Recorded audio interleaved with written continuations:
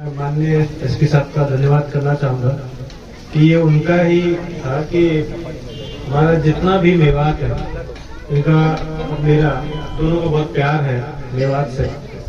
तो हम दोनों का ये इच्छा थी कि बच्चे जहाँ भी देखते हैं कहीं ना कहीं किसी नशे में किसी जुर्म में ये मिलते हैं। एक तरफ दूसरे बच्चे भी हमें मिलते हैं जो कि हमें बताया गया कि बच्चे पढ़ लिख के यहाँ पर बड़ी नौकरियां ले रहे हैं। सरकार की अभी जो नौकरियां निकली हैं मेवात के हर गांव में नौकरियां लगी और बिना पर्ची बिना खर्ची के लगी। तो सबसे पहले बात कि हम उस नौकरी का फायदा क्यों नहीं उठाएं। हम अपनी जो 12वीं की डिग्री है या ग्रेजुएशन की डिग्री है वो इतनी कर लें कि हम कम से कम नौकरी लायक हो जाए। दूसरी बात, ये मेरी एक पर्सनल जो मेरी इशू था मैं आपको बताना चाहूंगा कि मैं जवाहरलाल नेहरू विश्वविद्यालय से पढ़ा हूँ। जवाहरलाल नेहरू विश्वविद्यालय के अंदर बहुत सारे मदरसों से बच्चे आते हैं, लेकिन उनकी जो 12वीं की जो मार्कशीट होती है वो 12वीं की मार्कशीट की इक्वलेंसी का इशू रहता है। तो मेरा आप लोगों से यहाँ पर जितने भी उलेमाओं से है यहाँ पर मौजूद उनसे दरखास्त है, एक जिरा है कि क्योंकि ये मैंने पर्सनली देखा है, मेरे सामने रहने वाला एक मौलाना साहब थे, उनको काफी दिक्कत आई थी। तो मैं नहीं चाहता कि हमारे बीच में जो बच्चे हैं पढ़ लिख रहे हैं उनको भी दिक्कत आए, क्योंकि इक्वलेंसी का सर्टिफिकेट का दिक्कत होती है। दूसरी बात, हमने ये चालू जो किया है ये इसलिए किया कि मेवात में आप देख रहे हो आप धीरे धीरे नशा बढ़ रहा है, और इससे मेवात में नहीं बढ़ रहा है, ये पूरे हरियाणा में बढ़ रहा है, पूरे उत्तर भारत में बढ़ रहा है। आज भी हमें भी डर लगता है कि कल को वो नशा करने वाला कोई ना कोई जुर्म करेगा। पिछले थोड़े समय पहले हमने एक सभी उलेमाओं की एक मीटिंग बुलाई थी।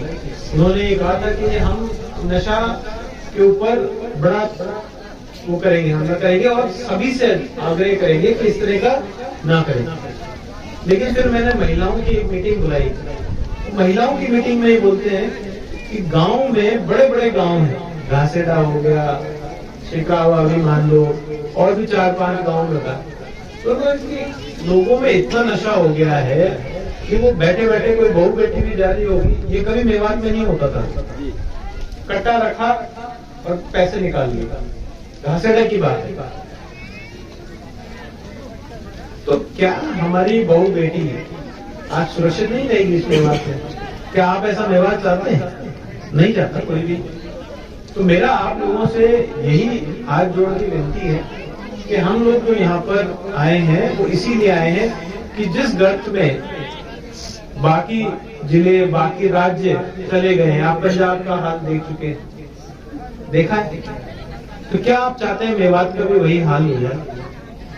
हम लोगों की एक मौलिक जिम्मेदारी बनती है कि हमें इस चीज से निकलना है, और ये तभी हो पाएगा जब चोर को हम चोर कहेंगे, ईमानदार को ईमानदार कहेंगे। चाहे हमारे घर में क्यों ना हो, पहले हम समझाएं बुझाएं, और नहीं मानता तो उसे बोलेंगे कि ये हमारे बस की बात नहीं है, फिर हम उससे निपट लेंगे। अब मेवात के लिए हम क्या करना चाह रहे हैं, एसपी साहब ने आपको काफी बताया है। तो मेवात में एक चीज और जोड़ना चाहूंगा उसमें कि हमने 1 करोड़ रुपए का फंड अलग से रख लिया है ये नर्सरीज के लिए, और आने वाले 6 महीने के अंदर इन सभी नर्सरीज के अंदर हम डेवलप करेंगे। जैसे अभी इस नर्सरी को ही देख लें, फुटबॉल ग्राउंड तो बना दिया, लेकिन उसमें बेसिक फैसिलिटी नहीं है, वो बेसिक फैसिलिटी भी करेंगे। एसपी साहब ने काफी लोगों का सहयोग लेके पिनगुआ यहाँ वहाँ 10-12 ऐसे नर्सरियां डेवलप करके काफी अच्छा किया है। अब हम उन जो नर्सरियां डेवलप हो गई है उसमें और चीजें हम डालेंगे। कुछ कोचेस भी एसपी साहब की तरफ से एसपीओ के रूप में वहाँ पर रखे गए हैं। हम भी कुछ और यहाँ पर बहुत सारी फैक्ट्रियां हैं उनको भी जिम्मेदारी लगाएंगे कि वो एक एक नर्सरी को गोद ले, और वहाँ पर जो पढ़ने वाले बच्चे, वहाँ पर जो खेलने वाले बच्चे हैं उनका हम यहाँ से एक टूर्नामेंट, अभी तो एक छोटा टूर्नामेंट है, आने वाले हर साल में इसको एक बड़ा सिंक्रोनाइज कर देंगे कि हर साल एक टूर्नामेंट का शेड्यूल होगा। उस शेड्यूल के अंतर्गत 7 से 8 volleyball, football, cricket, kho kho, kabaddi और एक दो और जो आपको लगता है दोनों तरह के टूर्नामेंट कराएंगे। और ना सिर्फ लड़कों के करवाएंगे बल्कि महिलाओं के, बच्चों के भी करवाएंगे। आज हमारी बच्चियां किसी से कम नहीं है, ये चीज हमें मान के चलना है। इसी बीच में हमारे बीच में मीनाक्षी जी आई हैं। मीनाक्षी जी बहुत समय से बच्चों के जो यतीम बच्चे होते हैं उनके ऊपर, पढ़ाई के ऊपर काम कर रहे हैं। और आप यहाँ पर काफी लोग जानते भी होंगे, काफी प्रशासन के लोगों ने भी, मेवात के लोगों ने भी उन बच्चों की मदद करने के लिए इन्हें एक डोनेट एन आवर की एजेंसी जो चला रहे हैं, इन्होंने वहां पर चला के यतीम बच्चों को पढ़ाया है। अब इन्होंने जिम्मा लिया है कि मेवात के जो बच्चे हैं जो पढ़ लिख ले सकते हैं, आगे बढ़ सकते हैं, उन बच्चों के इस तरह का कंपटीशन कराया जाए। हम मेवात डेवलपमेंट एजेंसी की तरफ से इनको साथ में लेके इस टाइप का आगे कंपटीशन कराएंगे।